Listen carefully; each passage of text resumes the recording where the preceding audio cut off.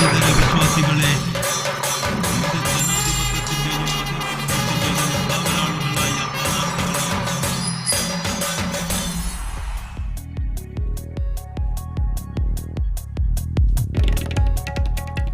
തദ്ദേശ ഭരണ തെരഞ്ഞെടുപ്പിന്റെ പ്രചാരണം അവസാനിക്കാൻ ഇനി 48 മണിക്കൂറുകൾ മാത്രം. ഇന്ന് ബാർക്കോഴ കേസുമായി ബന്ധപ്പെട്ട് വന്ന വിജിലൻസ് കോടതി വിധി പ്രചാരണത്തിന്റെ ഫോക്കസ് തന്നെ മാറ്റിയിരിക്കുകയാണ്. കെ മാണിക്കെതിരായ കോടതിയുടെ പരാമർശങ്ങൾ തങ്ങൾക്ക് വലിയ തോതിൽ ഗുണം ചെയ്യുമെന്ന പ്രതീക്ഷയിലാണ് LDF. എന്നാൽ ഈ പരാമർശങ്ങൾ ഒരു തരത്തിലും തങ്ങളുടെ സാധ്യതകളെ ബാധിക്കില്ലെന്ന ആത്മവിശ്വാസത്തിലാണ് UDF നേതൃത്വം. എന്തൊക്കെയാണ് തെരഞ്ഞെടുപ്പ് രംഗത്തു നിന്നുള്ള ഇന്നത്തെ പ്രധാനപ്പെട്ട വാർത്തകൾ? അതിലേക്ക് പോയതിനു ശേഷം വിശദമായ വാർത്തകളിലേക്ക് തിരിച്ചു വരാം. കെ മാണിക്കെതിരായ ബാർക്കോഴ കേസ് വിധി പ്രചാരണായുധമാക്കാൻ LDF. മാണി രാജിവെക്കണമെന്ന് ഇടത് നേതാക്കൾ. തെരഞ്ഞെടുപ്പിൽ പ്രശ്നമാകില്ലെന്ന് UDF. പ്രചാരണം അവസാനിക്കാൻ ഇനി 48 മണിക്കൂറുകൾ മാത്രം. 6 കോർപ്പറേഷനുകളിൽ 4 LDFിനെന്ന Times of India Ipsos survey ഫലം. തിരുവനന്തപുരം, കൊല്ലം, കണ്ണൂർ, കൊച്ചി കോർപ്പറേഷനുകൾ LDFും തൃശൂരും കോഴിക്കോടും UDFും നേടും. ഇരു മുന്നണികളും 40% വീതം വോട്ട് നേടും. BJP 8% വോട്ട് നേടുമെന്നും സർവേ. കൊല്ലം കോർപ്പറേഷൻ പിടിക്കാൻ വാശിയേറിയ പോരാട്ടം. UDFിലെ ഭിന്നത മുതലാക്കാൻ LDF. RSPയിൽ പ്രതീക്ഷയർപ്പിച്ച് UDF. തൃശൂരിൽ മുനിസിപ്പാലിറ്റികളിൽ ഭൂരിപക്ഷം നേടുമെന്ന ഇടതുമുന്നണി. വിജയം ആവർത്തിക്കുമെന്ന് UDF. മലപ്പുറത്ത് UDFിന് മേൽക്കൈ. ബാർക്കോഴ കേസിലെ വിജിലൻസ് കോടതി വിധിയാണ് ഇന്നൊരു പ്രധാന വാർത്ത. കെ മാണിക്കെതിരായ വിജിലൻസ് കോടതി വിധി LDF പ്രചാരണായുധമാക്കുകയാണ്. എന്നാൽ വിധി തെരഞ്ഞെടുപ്പിനെ ഒരു തരത്തിലും ബാധിക്കില്ലെന്നാണ് UDFിന്റെ അവകാശവാദം. വിശദാംശങ്ങളുമായി തിരുവനന്തപുരത്ത് നിന്ന് K സജീഷ് ചേരുന്നു. സജീഷ്, തീർച്ചയായും തെരഞ്ഞെടുപ്പിന്റെ പടിവാതിലിൽ എത്തി നിൽക്കെ ഇന്ന് വന്ന വിധി, കോടതിയുടെ പരാമർശങ്ങൾ UDFിന് പ്രത്യക്ഷത്തിൽ വലിയ തിരിച്ചടിയാണ്. എങ്ങനെ ഈ തിരിച്ചടി മറികടക്കാനാകുമെന്നാണ് UDF നേതൃത്വത്തിന്റെ പ്രതീക്ഷ? അഷ്റഫ് പറഞ്ഞതുപോലെ തന്നെ ബാർക്കോഴ കേസുമായി ബന്ധപ്പെട്ട ഇന്നത്തെ ഏറ്റവും പ്രധാനപ്പെട്ട വിധി തദ്ദേശ തെരഞ്ഞെടുപ്പിന്റെ പ്രചരണ അജണ്ടയുടെ ഫോക്കസ് തന്നെ പൂർണ്ണമായി മാറ്റിക്കളഞ്ഞിരിക്കുന്നു എന്ന് പറയണം.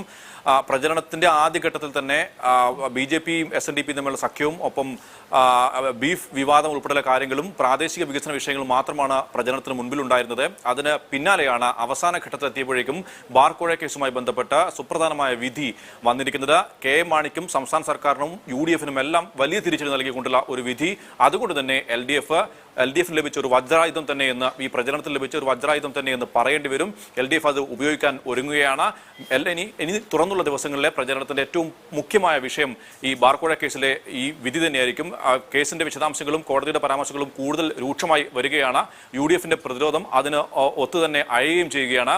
നേരത്തെ മുഖ്യമന്ത്രി ഉമ്മൻചാണ്ടി പറഞ്ഞത് ഈ സ്വാഭാവികമായ അല്ലെങ്കിൽ വാമൊഴി കേസ് മാത്രമാണ്, സ്വാഭാവികമായ നടപടിക്രമം മാത്രമാണ് കോടതിയുടെ ഭാഗത്തുണ്ടായത്.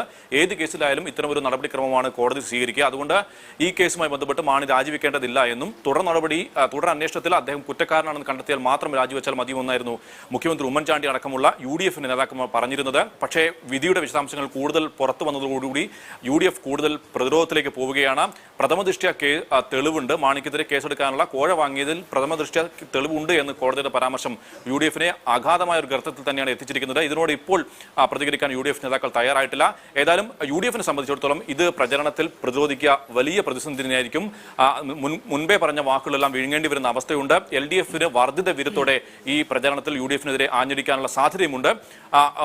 UDFിനെ സംബന്ധിച്ചിടത്തോളം UDFിനുള്ളിലുള്ള പ്രശ്നങ്ങൾ, ബാർക്കോഴയുമായി ബന്ധപ്പെട്ട് നേരത്തെ വരുന്ന പല ഭിന്നതകളും തർക്കങ്ങളുമുണ്ട്. കേരള കോൺഗ്രസ് എമ്മിൽ തന്നെ PJ ജോസഫ് വിഭാഗം എടുക്കുന്ന നിലപാട് നിർണായകമാകും. കോടതി നിലപാട് അറിഞ്ഞ ശേഷം തങ്ങളുടെ നിലപാട് വ്യക്തമാക്കാമെന്നായിരുന്നു അന്ന് ജോസഫ് വിഭാഗം പറഞ്ഞത്. ഇനി ജോസഫ് വിഭാഗം എന്ത് നിലപാട് എടുക്കുന്നു നിർണായകമാണ്. അതോടൊപ്പം തന്നെയാണ് കോൺഗ്രസിനുള്ളിൽ തന്നെ I വിഭാഗവും VM സുധീരൻ അടക്കമുള്ള ആൾക്കാരും ഈ കേസുമായി ബന്ധപ്പെട്ട് നേരത്തെ സ്വീകരിച്ച നിലപാടുകൾ മാണി രാജിവെക്കുന്നതാണ് ഉചിതമെന്ന് നേരത്തെ പരോക്ഷമായിട്ടെങ്കിലും ഇത്തരം ആൾക്കാർ പറഞ്ഞിരുന്നു. ഇവരുടെ അഭിപ്രായവും ഇത് നിർണായകമാണ്. അതേസമയം ഉമ്മൻചാണ്ടിയും A വിഭാഗവും ശക്തമായി തന്നെ മാണിയെ പിന്തുണയ്ക്കുന്നുണ്ട്.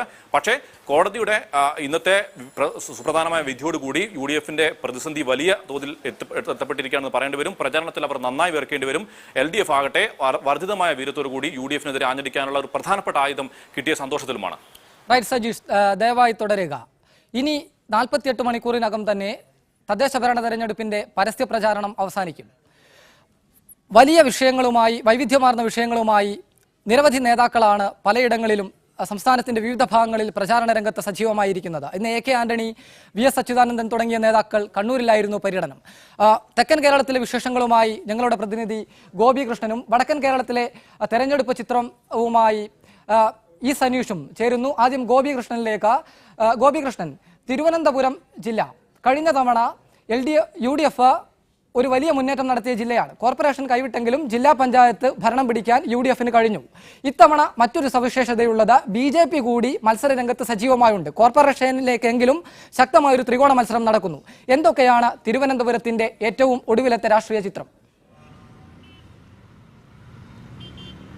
അഷ്റഫ് സൂചിപ്പിച്ചതുപോലെ തന്നെ തിരുവനന്തപുരം രണ്ട് രീതിയിൽ സവിശേഷത അർഹിക്കുന്നുണ്ട് ഇപ്രാവശ്യത്തെ തദ്ദേശ സ്വയംഭരണ തെരഞ്ഞെടുപ്പിൽ. ഏറ്റവും പ്രധാനം തിരുവനന്തപുരത്ത് ഏറ്റവും ശക്തമായ ഏറ്റവും വാശിയേറിയ ഒരു ത്രികോണ മത്സരം നടക്കുന്നു കോർപ്പറേഷനിലേക്ക് എന്നുള്ളതാണ്. അതോടൊപ്പം തന്നെ SNDP BJP കൂട്ടുകെട്ട് ജാതിയും രാഷ്ട്രീയവും കൈകോർക്കുമ്പോൾ എന്താണ് സംഭവിക്കാൻ പോകുന്നത് കേരള രാഷ്ട്രീയത്തിൽ എന്നതിൻ്റെ ഒരു പരീക്ഷണശാല കൂടിയാണ് ഇത്തവണ തിരുവനന്തപുരം. നേരത്തെ പറഞ്ഞതുപോലെ തന്നെ 2010 വരെ ഇടതുമുന്നണിയുടെ ഉറച്ച കോട്ടയായ ജില്ലാ പഞ്ചായത്ത് കഴിഞ്ഞ തവണ UDFന്റെ കൈകളിലെത്തിയിരുന്നു. ഇത്തവണ UDFനെ നേരിടാൻ വേണ്ടി ജില്ലാ പഞ്ചായത്തിൽ ഇടതുമുന്നണി പ്രചാരണായുധമാക്കുന്നത് ഭരണസമിതിയുടെ പിടിപ്പുകേടും അഴിമതിയും കെടുകാര്യസ്ഥതയുമാണ്. ജില്ലാ പഞ്ചായത്ത് ഭരണാംഗങ്ങൾക്കിടയിൽ അത് AI വിഭാഗങ്ങൾ തമ്മിൽ പങ്കിട്ടെടുക്കുകയായിരുന്നു ചെയർപേഴ്സൺ സ്ഥാനം. അതിലുണ്ടാക്കിയിട്ടുള്ള അത് അലങ്കോലപ്പെടുത്തുന്ന സാഹചര്യങ്ങളെ പ്രചാരണായുധമാക്കുകയാണ് ഇടതുമുന്നണി ചെയ്യുന്നത്. ഗ്രാമതലങ്ങളിൽ തന്നെ പരാതിപ്പെട്ടികൾ സ്ഥാപിച്ചുകൊണ്ടാണ് ജില്ലാ പഞ്ചായത്തിലേക്ക് വേണ്ട ഇടതുമുന്നണിയുടെ മാനിഫെസ്റ്റോ തയ്യാറാക്കിയത്.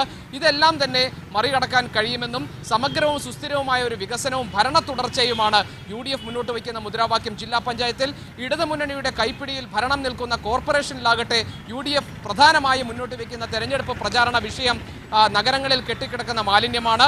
മാലിന്യ സംസ്കരണത്തിന് വേണ്ടിയുള്ള 2 പ്ലാന്റുകൾ തിരുവനന്തപുരം ജില്ലയിലുണ്ടെങ്കിലും അത് കാര്യക്ഷമമായില്ല എന്നുള്ളതാണ് ഇടതുമുന്നണിക്കെതിരെയുള്ള കുറ്റപത്രമായി UDF മുന്നോട്ട് വയ്ക്കുന്നത്. ഇവിടെയും വികസനവും അഴിമതിയും പരിസ്ഥിതി സംരക്ഷണവും ഉൾപ്പെടെയുള്ള വിഷയങ്ങൾ ചർച്ചയാകും. കേന്ദ്ര സംസ്ഥാന സർക്കാരുകളുടെ പദ്ധതി വിഹിതം വേണ്ട രീതിയിൽ പ്രയോജനപ്പെടുത്താൻ കഴിഞ്ഞില്ല എന്നതാകും ജില്ലാ പഞ്ചായത്തിൽ ഭരണമുള്ള UDFനെതിരെ ഇടതുപക്ഷം ഉന്നയിക്കുക. അതേസമയം കോർപ്പറേഷൻ ഭരിക്കുന്ന ഇടതുമുന്നണിക്കെതിരെയും സമാന സ്വഭാവമുള്ള ആരോപണങ്ങളും ഉന്നയിച്ചുകൊണ്ടാണ് തെരഞ്ഞെടുപ്പ് പ്രചാരണത്തിന് നേതൃത്വം കൊടുക്കുന്നത്. BJP ആകട്ടെ കേന്ദ്ര സംസ്ഥാന വിഹിതം നേടിയെടുക്കുന്നതിൽ ഇരു മുന്നണികളും പരാജയപ്പെട്ടു എന്നതാണ് തെരഞ്ഞെടുപ്പ് പ്രചാരണ രംഗത്ത് സവിശേഷ ആയുധമായി അവർ ഉപയോഗിക്കുന്നത്. നമുക്കറിയാം, കഴിഞ്ഞ ലോക്സഭാ തെരഞ്ഞെടുപ്പിൽ BJPക്ക് ശക്തമായ സാന്നിധ്യം ഉറപ്പിക്കാൻ കഴിഞ്ഞിട്ടുള്ള സ്ഥലമാണ് തിരുവനന്തപുരം.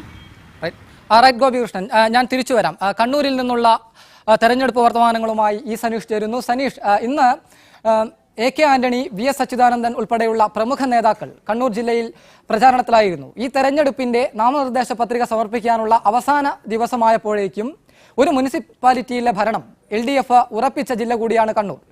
എന്താണ് കണ്ണൂരിൽ നിന്ന് ഏറ്റവും ഒടുവിൽ നൽകാൻ കഴിയുന്ന വിവരങ്ങൾ? രാഷ്ട്രീയ പാർട്ടികളുടെ കണക്കുകൂട്ടലുകൾ എന്താണ്? പ്രതീക്ഷകൾ എന്താണ്? അഷഫ്, സ്വാഭാവികമായും എല്ലാ തവണയും എന്ന പോലെ സംസ്ഥാന രാഷ്ട്രീയത്തോട്, ദേശീയ രാഷ്ട്രീയത്തിലെ വിഷയങ്ങളോട് ഒക്കെ പ്രതികരിച്ചുകൊണ്ട് തന്നെയാണെങ്കിൽ പോലും സവിശേഷമായ നിലയിൽ രാഷ്ട്രീയ പ്രചാരണ പരിപാടികളിൽ ഏർപ്പെടുന്ന ഒരു ജില്ലയായിട്ടാണ് കണ്ണൂരിനെ നമുക്ക് സ്വാഭാവികമായിട്ടും അറിയാൻ കഴിയുന്നത്. സ്വാഭാവികമായും അക്രമ രാഷ്ട്രീയമാണ് ഇവിടുത്തെ ഏറ്റവും പ്രധാനപ്പെട്ട രാഷ്ട്രീയ ചർച്ചാ വിഷയം ആകാറ്. അത് പക്ഷേ ഇത്തവണ ആ വിഷയത്തിൽ ഊന്നിയാണ് ഈ ദിവസം വരെ, ഈ നിമിഷം വരെ, ഇന്ന് രാവിലെയാണ് ഏറ്റവും പ്രധാനപ്പെട്ട രാഷ്ട്രീയ നേതാവ് AK ആന്റണിയുടെ UDFിന്റെ ഏറ്റവും വലിയ സ്റ്റാർ ക്യാമ്പയിനർ AK ആന്റണിയുടെ വാർത്താ സമ്മേളനം നടന്നത്. അതിലടക്കം അക്രമ രാഷ്ട്രീയത്തിനായിരുന്നു ഊന്നൽ. കണ്ണൂരിലെ CPM നേതാക്കൾ സ്റ്റാലിനിസ്റ്റ് ശൈലിയാണ് പിന്തുടരുന്നത് എന്നതടക്കമുള്ള ആക്ഷേപങ്ങൾ അദ്ദേഹം ഉയർത്തിയിരുന്നു. അദ്ദേഹത്തിന്റെ പരിപാടികൾ വിവിധയിടങ്ങളിലായി ഇപ്പോഴും നടക്കുകയാണ്. വൈകിട്ട് കണ്ണൂരിലാണ് അദ്ദേഹത്തിന്റെ ഇന്നത്തെ ഒടുവിലത്തെ പരിപാടി നടക്കാനുള്ളത്. ഇവിടങ്ങളിലെല്ലാം പക്ഷേ അദ്ദേഹം ഉയർത്തുന്ന ഈ വിഷയങ്ങൾക്ക് അപ്പുറത്തേക്ക് ഒരു തെരഞ്ഞെടുപ്പ് പ്രചാരണ വിഷയം വീണ് കിട്ടിയതിന്റെ ആവേശത്തിലാണ് ഈ ഒടുവിലത്തെ മണിക്കൂറുകളിൽ LDF. അവർക്ക് ബാർ കോഴ സ്വാഭാവികമായിട്ടും ഇവിടെ ഏറ്റവും പ്രധാനമായി ചർച്ച ചെയ്യപ്പെടുന്ന വിഷയമായിരുന്നു. LDF അതെല്ലാ തെരഞ്ഞെടുപ്പ് വേദികളിലും LDF നേതാക്കൾ ഉയർത്തുകയും ചെയ്യുന്നുണ്ടായിരുന്നു. കഴിഞ്ഞ ദിവസം ഇന്നലെയാണ് VS അച്യുതാനന്ദൻ വന്ന് 5 പരിപാടികളിൽ പങ്കെടുത്ത് നിരവധിയായ ആൾക്കൂട്ടത്തിന് മുമ്പിൽ 5 പ്രഭാഷണങ്ങൾ നടത്തി, പ്രസംഗങ്ങൾ നടത്തി പോയത്. അതിലെല്ലാം അദ്ദേഹം ബീഫ് വിഷയം BJPക്കെതിരെയും ബാർക്കോഴ വിഷയം, ബാർക്കോഴ അടക്കമുള്ള അഴിമതി ആരോപണ വിഷയങ്ങൾ UDFനെതിരെയും ഉപയോഗിച്ചിരുന്നു. അതിനൊന്നുകൂടെ തീവ്രത കൂട്ടുകയാണ് LDFകാർ ഈ ദിവസങ്ങൾ LDF പ്രവർത്തകർ നേതാക്കൾ ചെയ്യാൻ വേണ്ടി പോകുന്നത്. ഗ്രാമപഞ്ചായത്തുകളിലാണെങ്കിലും ബ്ലോക്ക് പഞ്ചായത്തുകളിലാണെങ്കിലും LDFന് മുൻതൂക്കമുള്ള ജില്ലയാണ് കണ്ണൂർ. പക്ഷേ പുതുതായി വന്ന കണ്ണൂർ നഗരസഭ UDF തുണക്കും എന്നതിൽ സംശയമില്ല ഇരുപക്ഷത്തുമുള്ള ആളുകൾക്ക്. എന്തുകൊണ്ടെന്നാൽ വർഷങ്ങളായി നഗരസഭയായിരുന്ന കണ്ണൂരിൽ ഇതുവരെ അധികാരം കൈയാളിയത് UDF മാത്രമാണ്. ഇപ്പോൾ അതോട് 5 പഞ്ചായത്തുകൾ കൂടെ കൂട്ടിച്ചേർത്താണ് കണ്ണൂർ കോർപ്പറേഷൻ രൂപീകരിച്ചിരിക്കുന്നത്.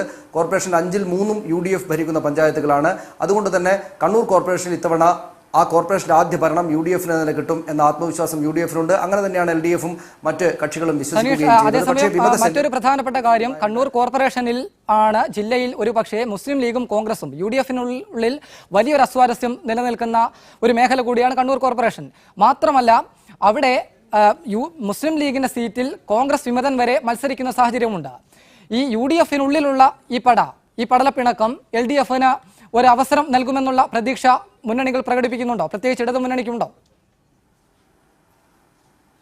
സ്വാഭാവികമായും അവർക്ക് ആ പ്രതീക്ഷ പുറത്തേക്ക് പ്രകടിപ്പിക്കുന്നുണ്ടെങ്കിൽ പോലും പക്ഷേ അങ്ങനെ സംഭവിച്ചേക്കാനിടയില്ല എന്ന ഒരു വിലയിരുത്തലാണ് ഈ മേഖലകളെന്ന് ആളുകളുമായി സംസാരിക്കുമ്പോൾ കിട്ടുന്നത്. അഷ്റഫ് പറഞ്ഞതുപോലെ തന്നെ വളരെ രൂക്ഷമാണ് വിമതശല്യം. എന്ന് വെച്ചാൽ മേയർ സ്ഥാനാർത്ഥിയായി ജയിച്ചാൽ മേയറാകാൻ ഇരിക്കുന്ന സുമാ ബാലകൃഷ്ണൻ ജില്ലയിലെ ഏറ്റവും പ്രധാനപ്പെട്ട കോൺഗ്രസ് നേതാക്കളുടെ ഒരാളാണ്. സുമാ ബാലകൃഷ്ണനെതിരെ MB രാഘവന്റെ മകൾ MB ഗിരിജയാണ് ഇടതുപക്ഷ ജനാധിപത്യ മുന്നണിയുടെ സ്ഥാനാർത്ഥി.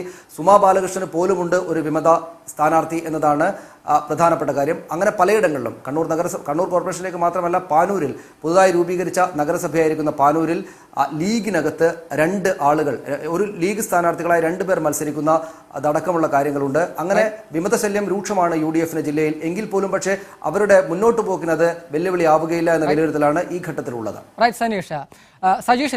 സജീഷ്, സംസ്ഥാനത്ത് തദ്ദേശ ഭരണ തെരഞ്ഞെടുപ്പിന്റെ പ്രചാരണ രംഗം ആകെ മാറുകയാണ്. ഇതുവരെ അക്രമ രാഷ്ട്രീയവും ഫാസിസത്തിനെതിരായ പ്രതിരോധവുമൊക്കെയായിരുന്നു ഇരു മുന്നണികളും പ്രധാന ചർച്ചാ വിഷയമാക്കി ഇരുന്നത്. എന്നാൽ ഇനി മുതൽ തീർച്ചയായും ബാർക്കോഴ കേസുമായി ബന്ധപ്പെട്ട വിധിയും അതിന്റെ വിശദാംശങ്ങളുമായിരിക്കും പ്രചാരണ രംഗത്ത് സജീവമാകുക. LDF പ്രതീക്ഷിക്കുന്ന ഒരു മേൽക്കൈ ഈ വിഷയത്തിൽ നിന്ന് അവർക്കുണ്ടാവാനുള്ള സാധ്യതയുണ്ടോ പ്രചാരണ രംഗത്ത്? തീർച്ചയായിട്ടും അഷ്റഫ്, അത് വളരെ വ്യക്തമാണ്. കാരണം ഈ UDF നേരത്തെ പ്രതീക്ഷിച്ചിരുന്നത് തദ്ദേശ തെരഞ്ഞെടുപ്പ് വേളയിൽ ഇത്തരമൊരു കോടതി വിധി വരുമെന്ന് പ്രതീക്ഷിച്ചിരുന്നില്ല. അതിൽ വന്നു കഴിഞ്ഞാൽ തന്നെ ഈ വിധി തിരിച്ചടിയാകുമെന്ന് UDF ഒരിക്കലും പ്രതീക്ഷിച്ചിരുന്നില്ല. ഈ കേസുമായി ബന്ധപ്പെട്ട് ചരിത്രം നോക്കിക്കഴിഞ്ഞാൽ ബിജു രമേശ് ഒഴികെ ബാക്കി എല്ലാ ആൾക്കാരും കോഴ നൽകിയിട്ടില്ല എന്ന ഒരു മൊഴിയാണ് നൽകിയത്. ഒപ്പം തന്നെ സാഹചര്യ തെളിവുകൾ വലിയ തോതിൽ ഇല്ല എന്ന് വിജിലൻസിന്റെ അന്വേഷണ സംഘം വിൻസെന്റ് പോൾ അടക്കമുള്ള ആൾക്കാർ കണ്ടെത്തുകയും ചെയ്തിരുന്നു. അതുകൊണ്ട് മാണിയെ കുറ്റവിമുക്തനാക്കിക്കൊണ്ടുള്ള ഒരു വിധിയായിരിക്കും കോടതിയുടെ ഭാഗത്തുണ്ടാകുക എന്ന് UDF പ്രതീക്ഷിച്ചിരുന്നു. അതിനെല്ലാം ഘടകവിരുദ്ധമായിട്ടാണ് ഇപ്പോൾ കോടതിയുടെ ഭാഗത്ത് കനത്ത തിരിച്ചടി എന്ന രീതിയിൽ UDF-ന് ബാർക്കോഴ വിധി വന്നിരിക്കുന്നത്. ഇത് നേരത്തെ സൂചിപ്പിച്ച പോലെ തന്നെ LDF തുറന്നുള്ള ദിവസങ്ങളിൽ പ്രചാരണ വിഷയമാക്കുമെന്ന് ഉറപ്പാണ്. അവർക്ക് കിട്ടിയ ഏറ്റവും ലഭിച്ച മികച്ച ആയുധമാണ് ബാർക്കോഴയെ സംബന്ധിച്ച കോടതി വിധി. VS അച്യുതാനന്ദൻ ഉൾപ്പെടെ ആൾക്കാർ ഇതിനകം തന്നെ മാണിയും UDF സർക്കാരും ഒന്നടങ്കം രാജിവെക്കണമെന്ന ആവശ്യവും ഉയർത്തിക്കഴിഞ്ഞു. ഏതായാലും തുടർ ദിവസങ്ങളിൽ LDF-ന്റെ മുഖ്യ പ്രചരണ ആയുധം ബാർക്കോഴ സംബന്ധിച്ച കോടതി വിധി തന്നെയായിരിക്കും. സജീഷ്, ഒപ്പം ഈ സനീഷ്, ഗോപികൃഷ്ണൻ, വളരെ നന്ദി ഈ അവസരത്തിൽ ഓരോ ജില്ലകളുടെയും വിശദ ചിത്രങ്ങൾ നൽകിയതിനാൽ. നാട്ടുവോട്ട് തുടരുന്നു. കേരളത്തിന്റെ നെല്ലറയാണ് പാലക്കാട്. നെൽകൃഷിയാണ് അവിടുത്തെ വലിയ ചർച്ചാ വിഷയം. ഇത്തവണ വലിയ നഷ്ടമാണ് കർഷകർക്ക് വന്നത്. എങ്കിലും അവർ പ്രതീക്ഷ കൈവിടുന്നില്ല.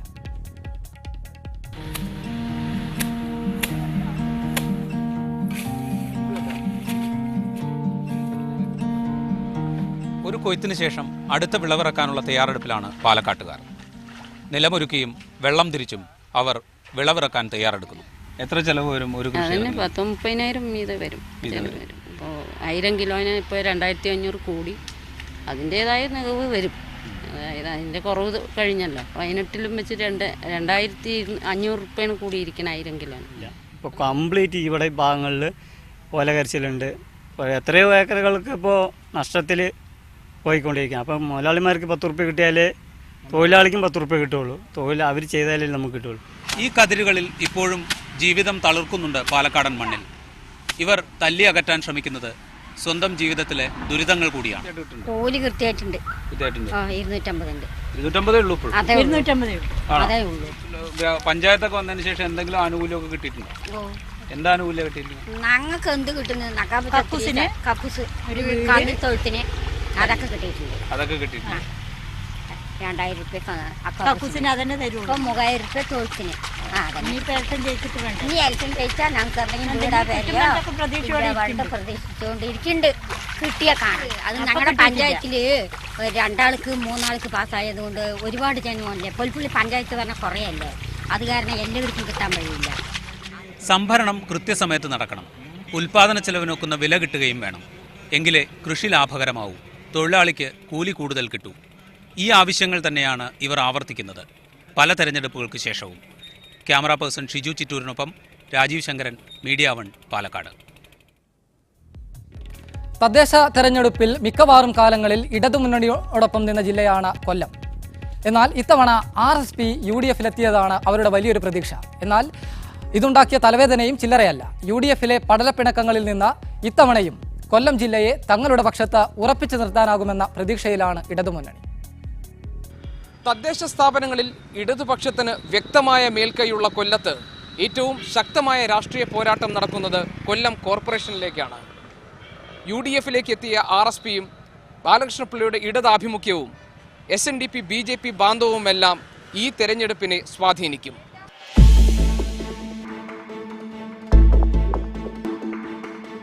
കഴിഞ്ഞ ലോക്സഭാ തെരഞ്ഞെടുപ്പിനും അതിനുശേഷം വന്ന അരുവിക്കര ഉപതെരഞ്ഞെടുപ്പിനും ശേഷം ഇടതുമുന്നണി പാഠം പഠിക്കാൻ പോകുന്ന തെരഞ്ഞെടുപ്പായിരിക്കും കൊല്ലത്തെ തദ്ദേശ ഭരണ തെരഞ്ഞെടുപ്പെന്ന് RSP നിലപാട് വ്യക്തമാക്കുന്നു. RSP UDFിന്റെ ഭാഗമായതോടുകൂടി തന്നെ കൊല്ലം കോർപ്പറേഷന്റെ ഭരണം UDFിന് കിട്ടുമെന്ന് ഉറപ്പായിട്ടുണ്ട്. ഒരൊറ്റ കോൺഗ്രസ് MLA പോലും ഇല്ലെങ്കിലും RSPയുടെ ചിറകിലേറി കൊല്ലം കോർപ്പറേഷന്റെ ഭരണം കൈപ്പിടിയിൽ ഒതുക്കാം എന്ന കണക്കുകൂട്ടലാണ് UDFിനുള്ളത്.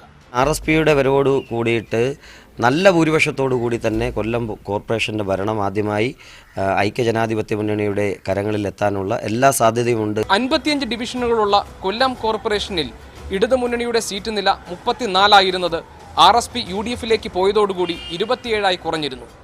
എതിർചേരിയിൽ നിൽക്കുമ്പോഴും RSPയിൽ തന്നെയുള്ള ഇടതാഭിമുഖ്യം പുലർത്തുന്നവരുടെ പിന്തുണയോടെ 15 വർഷമായി തങ്ങളുടെ കൈപ്പിടിയിലുള്ള കൊല്ലം കോർപ്പറേഷനിൽ ആ നില തുടരാനാകും എന്ന പ്രതീക്ഷയാണ് CPI ജില്ലാ സെക്രട്ടറിയും ഇടതുമുന്നണിയുടെ ജില്ലാ കൺവീനറുമായ R രാമചന്ദ്രനുള്ളത്. ആന്തരികമായി ഒരുപാട് പ്രശ്നങ്ങളെ അവർ നേരിടുന്നുണ്ട്. പലയിടത്തും ഔദ്യോഗിക RSP തടയപ്പെട്ടു എന്ന് പറയുന്ന വിമർശനം ശക്തമാണ്. പഞ്ചായത്ത് തലത്തിൽ മാത്രം സാന്നിധ്യം അറിയിച്ചിട്ടുള്ള BJP ഈ തെരഞ്ഞെടുപ്പിൽ വെച്ച് പുലർത്തുന്ന പ്രതീക്ഷകളുടെ അടിസ്ഥാനമെന്ത്? വിവിധ മേഖലകളിലുള്ള ആളുകളും ഭാരതീയ ജനതാ പാർട്ടിക്ക് വോട്ട് ചെയ്തതിനും തയ്യാറായിട്ട് വന്നിട്ടുണ്ട്.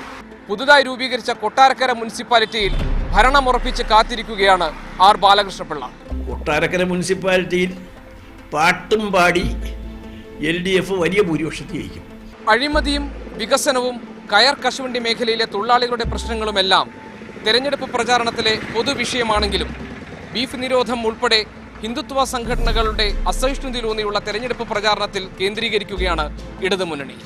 അപ്പോഴും ജില്ലയുടെ സ്വന്തം വിഷയങ്ങളും RSPയും ഒക്കെ തന്നെയാകും ഇത്തവണ ജനവിധിയെ സ്വാധീനിക്കുന്ന നിർണായക ഘടകങ്ങൾ എന്നതാണ് കൊല്ലം തരുന്ന രാഷ്ട്രീയ ചിത്രം.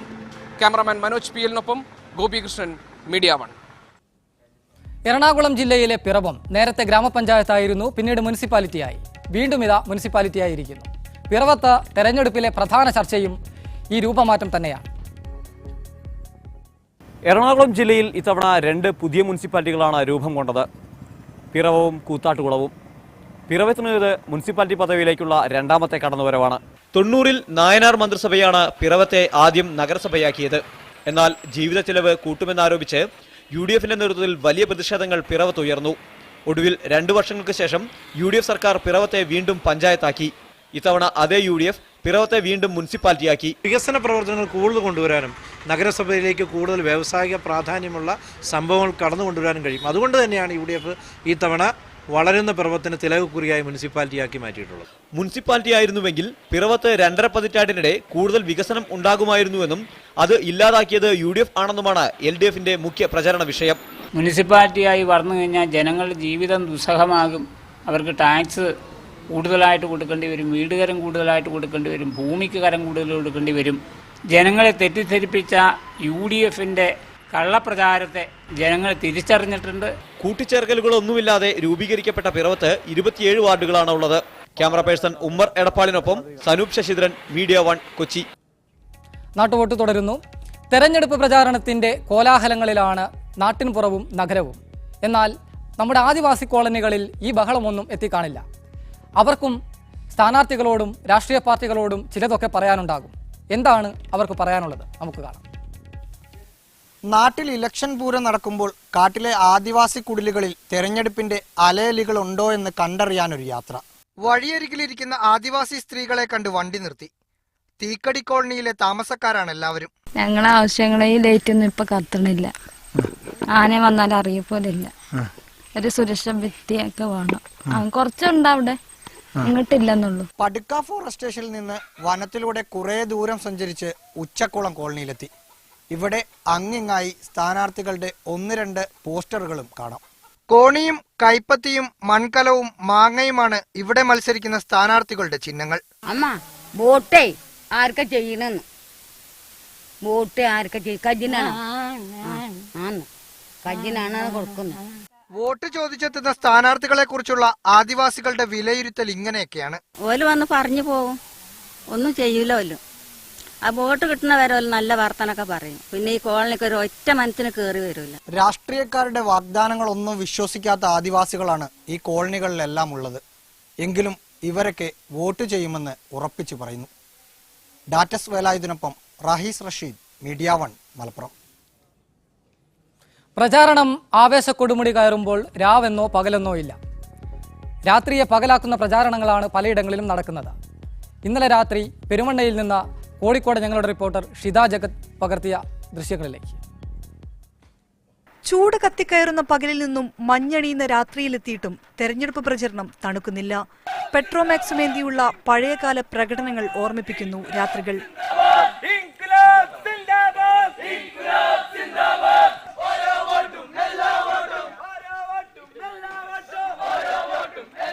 ഓരോ വോട്ടും വിലയേറിയതാണ്.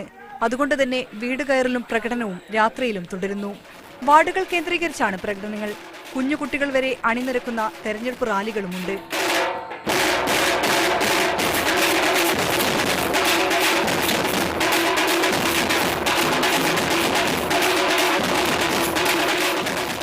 ഇനി വിരലിലെണ്ണാവുന്ന ദിവസങ്ങൾ മാത്രം. തെരഞ്ഞെടുപ്പ് രംഗം കൂടുതൽ ചൂടുപിടിക്കുകയാണ്. തെരഞ്ഞെടുപ്പിന്റെ ചൂട് കുറയുന്നില്ല. രാവേറുവോളം നീളുകയാണ് തെരഞ്ഞെടുപ്പ് ചർച്ചകളും സജീവമായ തെരഞ്ഞെടുപ്പ് പ്രചാരണങ്ങളും. ക്യാമറ പേഴ്സൺ മനീഷ് പെരുമണയ്ക്കൊപ്പം ഷിത ജഗത്, മീഡിയ 1 കോഴിക്കോട്. ബാർക്കോഴ കേസിലെ ഇന്നത്തെ വിധി വോട്ടർമാരെ എങ്ങനെ സ്വാധീനിക്കും? രാഷ്ട്രീയ പാർട്ടികളും സ്ഥാനാർത്ഥികളും എല്ലാം തന്നെ ഇതോർത്താണ് ആശങ്കപ്പെടുന്നത്. പ്രതീക്ഷയോടെയാണ് LDF രംഗത്തുള്ളതെങ്കിലും UDFന് ആശങ്കയുമുണ്ട്. കൊച്ചിയിലെ വോട്ടർമാരുമായി ബിൻസി രവീന്ദ്രൻ നടത്തിയ സംഭാഷണത്തിലേക്ക്. ഇതോടെ ഇന്നത്തെ നാട്ടുവോട്ട് അവസാനിക്കുന്നു. നാളെ ഇതേ സമയം വീണ്ടും കാണാം. നമസ്കാരം.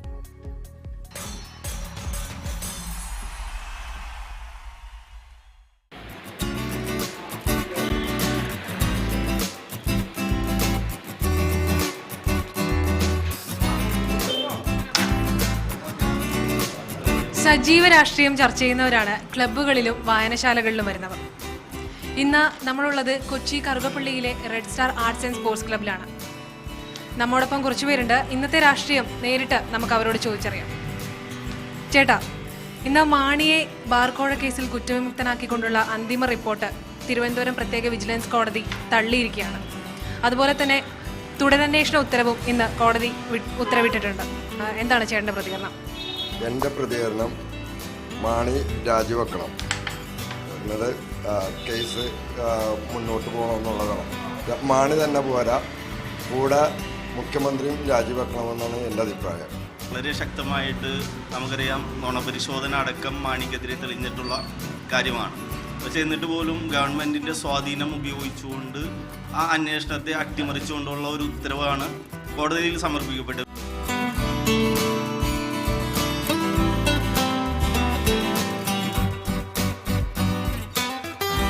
മാണി നേരത്തെ രാജിവെക്കേണ്ടതായിരുന്നു. ഇപ്പോൾ കടിച്ചു പിടിച്ച് കിടക്കണമെന്ന് മാത്രമേ ഉള്ളൂ. തീർച്ചയായും രാജിവെച്ച് മാണി പുറത്തു പോകണമെന്നുള്ള അഭിപ്രായമാണ്. വേറെ അതിൽ യാതൊരു വ്യത്യസ്ത അഭിപ്രായക്കാർ എന്തായാലും ഇതിനകത്ത് ഇല്ല.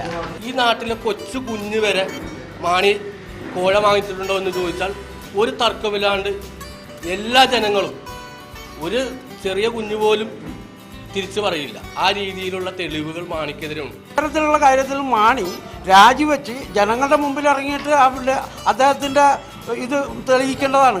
അല്ലാതെ അവിടെ കടിച്ചു തൂങ്ങി നിന്നിട്ട് അമ്മ കിടന്ന് കളിക്കുക, അത് ശരിയായ ഒരു പ്രവണത അല്ല എന്നുള്ളതാണ് എൻ്റെ അഭിപ്രായം. കാരണം അതിനകത്ത് വല്ല അഴിമതി നടന്നിട്ടുണ്ടെന്നത് വ്യക്തമായ തെളിവുള്ള സാഹചര്യത്തിൽ ഇപ്പോൾ കോടതിയുടെ ഉത്തരവും കൂടി ഇറങ്ങിയ സ്ഥിതിക്ക് നല്ലൊരു അന്വേഷണം ഈ സമയത്ത് ആവശ്യമാണ്.